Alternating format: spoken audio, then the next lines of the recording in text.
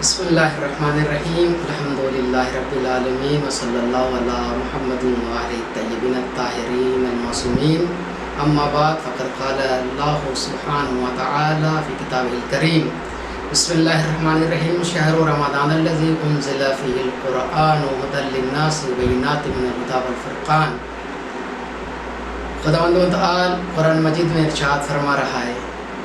روزوں کا مہینہ رمضان ہے جس میں قرآن کو نازل کیا گیا ہے، جو لوگوں کے لیے ہدایت، رہنما اور حق و باطل کی تمیز کرنے کی بہترین نشانیاں اور بہترین دلائل اس میں موجود ہیں۔ ناظرین اکرام، رمضان اللہ کا مقدس مہینہ ہے اور اس بابرکت مہینے میں خداوند کریم نے اپنی پاک و پاکیزہ کتاب، محترم اور مقدس کتاب قرآن مجید کو نازل کیا ہے، جس میں اسلامی قوانین، شریعت کے احکامات، انبیاء اور اولیاء اکرام علیہ السلام کے واقعات، اقوام گزشتہ کے حالات زندگی، قیامت کے ہولناک مناظر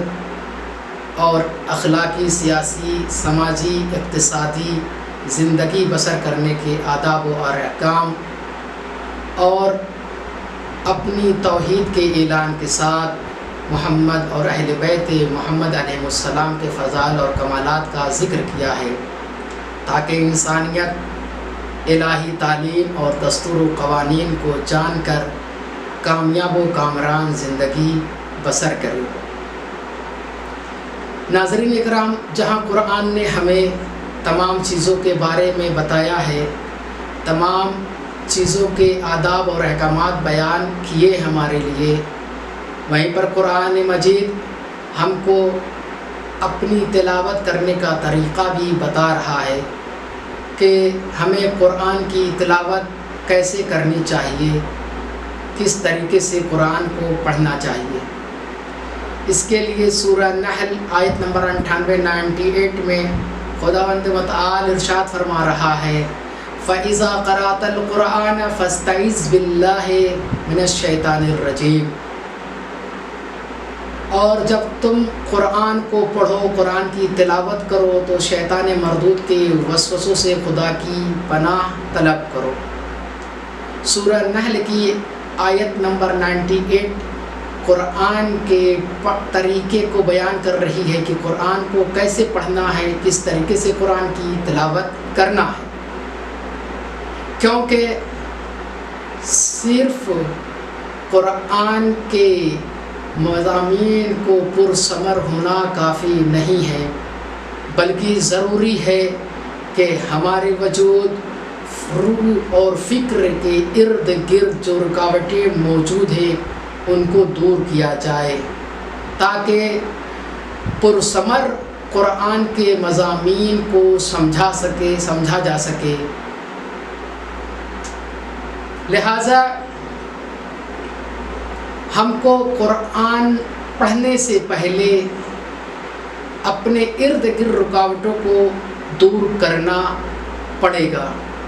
اور ناظرین اکرام،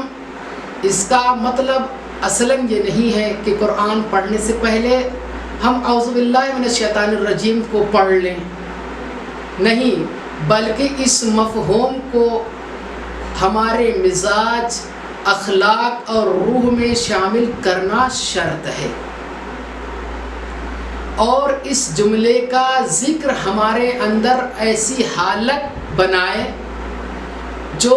خواہشات نفسانی کے جو صحیح فہم و ادراک کے لیے مانع ہے دور کرے، تاکہ ہماری توجہ قرآن اور خدا کی طرف ہو سکے۔ اس لیے کہ جب تک انسان کے اندر ایسی حالت پیدا نہ ہوگی، انسان کے اندر معنوی حالات آئیں گے نہیں، تب تک حقائق قرآن کو سمجھنا ممکن نہیں ہے۔ لہٰذا قرآن پڑھنے سے پہلے ہمیں شیطان مردود کے وسوسوں سے خدا کی پناہ طلب کرنی چاہیے، خدا سے پناہ طلب کرنی چاہیے، اور اپنے ارد گرد موجود رکاوٹوں کو بھی دور کرنا ضروری ہے۔ پھر دوسرا کام یہ ہے کہ اگر ہم شیطان کے وسوسوں سے محفوظ ہو جائیں تو قرآن کو تعمل کے ساتھ پڑھیں، دقت کے ساتھ پڑھیں، کیونکہ سورہ مزمل آیت نمبر 5 میں قرآن ارشاد فرما رہا ہے وَرَتِّلِ الْقُرْآنَ تَرْتِيلًا، قرآن کو بادقت پڑھو، قرآن کو غور و فکر کے ساتھ پڑھو، قرآن کو ٹھہر ٹھہر کے پڑھو۔ قرآن سمجھنے کے لیے ضروری ہے، قرآن کی باتوں کو جاننے کے لیے ضروری ہے کہ قرآن کو ٹھہر ٹھہر کے پڑھیں، قرآن کو سمجھنے کے لیے شیطانی وسوسوں سے محفوظ رہیں۔ پھر آج کی دوسری بات یہ کہ قرآن مومنین کے لیے شفا اور رحمت ہے اور ظالمین کے لیے نقصان اور زیان کا سبب ہے۔ شفا اور رحمت میں فرق کیا ہے؟ آپ اس مختصر سے لفظ میں اس کو یوں سمجھے کہ جیسا کہ ہم اور آپ جانتے ہیں شفا امراض، عیوب اور نقائص کے مقابلے میں ہوتی ہے، لہذا قرآن کا انسانوں کے لیے پہلا کام یہ ہے کہ وہ فرد، معاشرے اور سماج کے اندر سے امراض اور عیوب کو جسمی اور روحی چاہے جو بھی ان کو دور کرتا ہے۔ اور رحمت یعنی اس مرحلے میں قرآن انسانی وجود میں اعلیٰ انسانی فضائل کے شگوفوں کی پیوند کاری کرتا ہے۔ دوسروں لفظوں میں آپ اسے یوں سمجھ لیں، شفا پاک سازی اور رحمت تعمیر نو کی طرف اشارہ کرتی ہے، یعنی مومنین انسان پہلے قرآن کی تلاوت کر کے اپنے جسم و روح کو پاک و صاف بنا لیں، پھر نئے طریقے سے، اچھے طریقے سے اپنے زندگی کے سفر کو آگے بڑھائیں۔ اب رہی بات یہ کہ قرآن مومن کے لیے شفا ہے، ظالمین کے لیے نقصان اور زیان، تو آپ اسے یہ سمجھ لیں، ایسے سمجھ لیں کہ قرآنی آیات بارش کے قطروں کے مانند ہے۔ جب یہ قطرے باغ میں پڑتے ہیں تو باغ میں گل و لالہ اگاتے ہیں، اور شور زمین پر گرتے ہیں تو خس و خاشاک۔ مومن کا دل ہمیشہ حق کی تلاش میں رہتا ہے، حق بات قبول کرنے کے لیے آمادہ رہتا ہے، اس لیے قرآن مومنینوں کے لیے شفا اور رحمت کا سبب بنتا ہے، اور ظالمین ہمیشہ حق کو چھپاتے ہیں، حق کی مخالفت کرتے ہیں، حق کو چھپاتے ہیں اور مٹانے پر آمادہ رہتے ہیں، اس لیے قرآن ظالمین کے لیے نقصان اور زیان کا سبب بنتا ہے۔ اسی لیے قرآن مجید کی سورہ بنی اسرائیل میں خداوند کریم ارشاد فرما رہا ہے وَنُنَزِّلُ مِنَ الْقُرْآنِ مَا هُوَ شِفَاءٌ وَرَحْمَةٌ لِّلْمُؤْمِنِينَ وَلَا يَزِيدُ الظَّالِمِينَ إِلَّا خَسَارًا۔ ہم قرآن میں صرف انہی چیزوں کو نازل کرتے ہیں جو مومنین کے لیے سراسر شفا ہے، رحمت ہے، اور ظالمین کے لیے نقصان اور زیان کے سوا کچھ بڑھاتا ہی نہیں۔ تو اگر ہم شفا چاہتے ہیں، رحمت چاہتے ہیں، تو ہمیں قرآن کی تلاوت کرنا چاہیے۔ پھر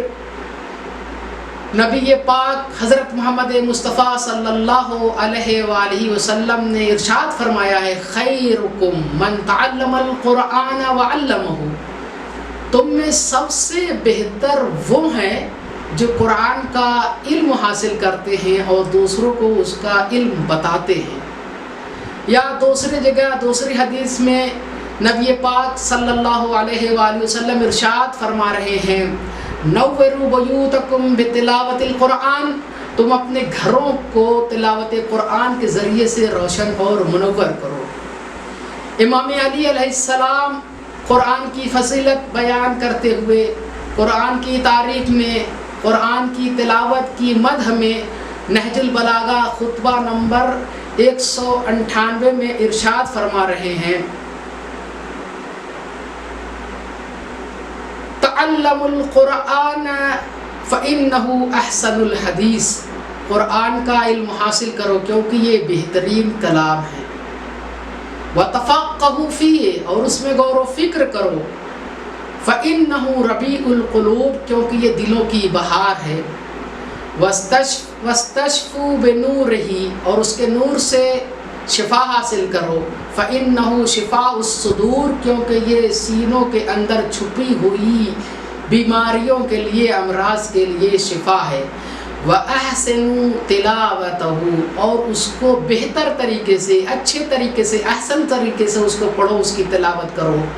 فَإِنَّهُ أَنفَعُ الْقِصَصِ کیونکہ اس کے واقعات اور اس کے قصے جو ہیں فائدے مند ہیں.